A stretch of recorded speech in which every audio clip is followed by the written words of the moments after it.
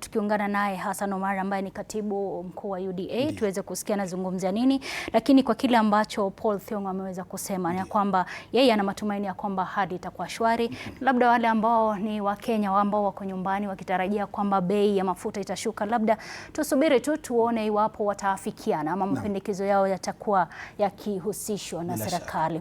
Kwa sasa mtazamaji, tuweze kumsikiza Hassan Omar ambaye ni katibu mkuu wa UDA kile ambacho anazungumzia kuhusiana na hali ilivyo katika taifa la Kenya na kuhusiana pia na gharama ya maisha, pia na bei ya mafuta na pia mgomo ulioko wa sekta ya uchukuzi.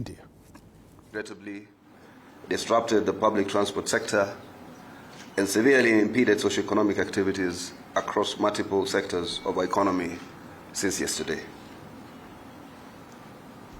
Since the outbreak of the US-Israel-Iran conflict, the government has undertaken a series of deliberate interventions aimed at cushioning Kenyans from the unprecedented surge in global fuel prices.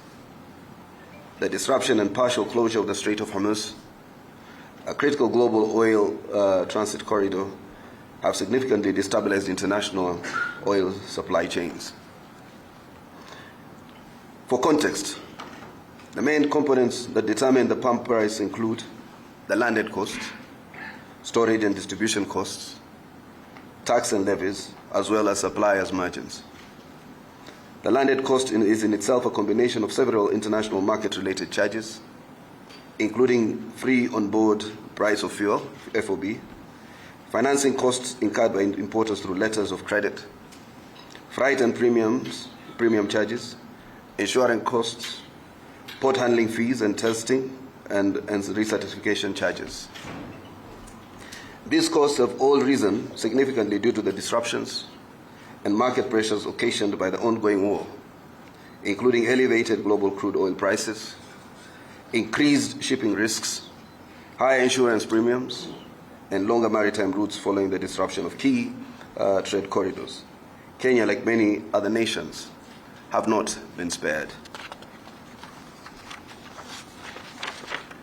Comparisons between Kenya's fuel prices and those of neighboring countries are often economically misleading because each country operates under distinct fiscal, microeconomic, energy, and supply chain conditions that directly shape the final pump price. Consequently, simplistic cross-country comparisons that ignore these structural economic differences fail to provide an accurate or honest assessment of the realities influencing fuel prices in each jurisdiction. The G2G arrangement, that's the government-to-government arrangement, in the supply of refined petroleum products has continued to serve the country well, providing a cushion of Kenya shillings 19.51 per litre of super petrol, Kenya shillings 20.72 per litre of diesel, and Kenya shillings 18 per litre of Jet A1 kerosene in comparison to prices in the spot market. Under the G2G, the premium and freight costs are fixed at US $84 per metric ton.